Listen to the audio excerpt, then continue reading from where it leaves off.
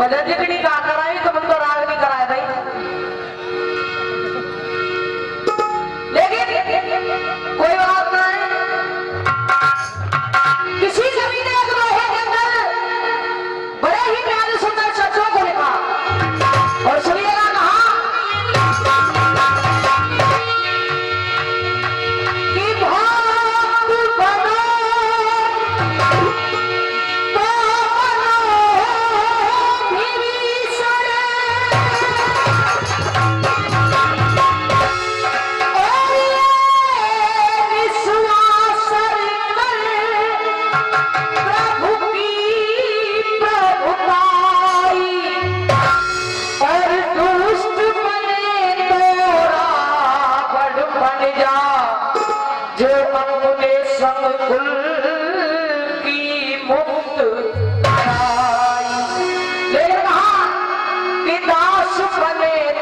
तुलसी बन जा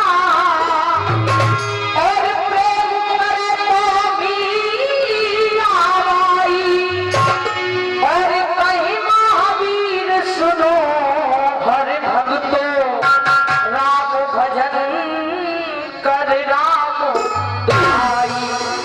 देखिए ये वीर ये धरती वीरों की धरती है, ये देश वीरों का देश है और इस देश में